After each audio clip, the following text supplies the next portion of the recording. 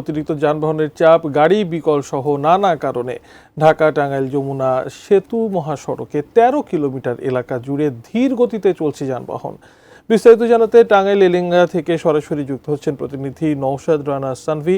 নওশাদ রানা সানভি, কেন এই ধীর গতি? এমনিতেই তো আমরা দেখি ঈদের যাওয়ার পথে বা ফেরার পথে এই সেতুকে কেন্দ্র করে বেশ যানজটের দেখা যায়। দুর্ঘটনা বা অন্য কোনো ঘটনা ঘটেছে নাকি অতিরিক্ত চাপের কারণেই আসলে এই ধীর গতি?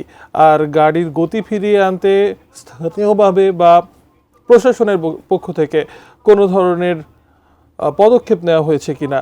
সার্বিকভাবে ঈদ শেষে ঢাকামুখী মানুষের এই যাত্রা আপনি কেমন দেখছেন? ঢাকা টাঙ্গাইল যমুনা সেতু এলেঙ্গা পয়েন্টে এখানে কিন্তু এই সড়কে কিন্তু একাধিক পরিবহন বিকল হয়ে যাওয়ার কারণে কিন্তু এবং দুর্ঘটনার কারণে কিন্তু সকালে ২২ কিলোমিটার যানজট সৃষ্টি হয়েছিল। এখন কিন্তু এই সড়কে ১৩ থেকে ১৪ কিলোমিটার ধীর গতিতে চলছে গাড়ি। যমুনা সেতু কিন্তু ২ লেন, এই কারণে কিন্তু এই সড়কটি হচ্ছে ৬ লেনে। এলেঙ্গা থেকে ৪ লেনের সড়কও কিন্তু ৪০ কিলোমিটারের উপরে শেষ হয়নি। এ কারণেই কিন্তু যানজট সৃষ্টি হয়। আর টোলাদায়ও কিন্তু ধীর গতি রয়েছে।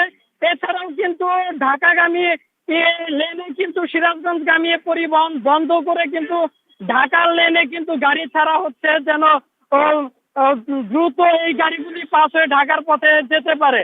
আর দুর্ঘটনার কারণেই কিন্তু এই সড়কে যানজটের মূল কারণ।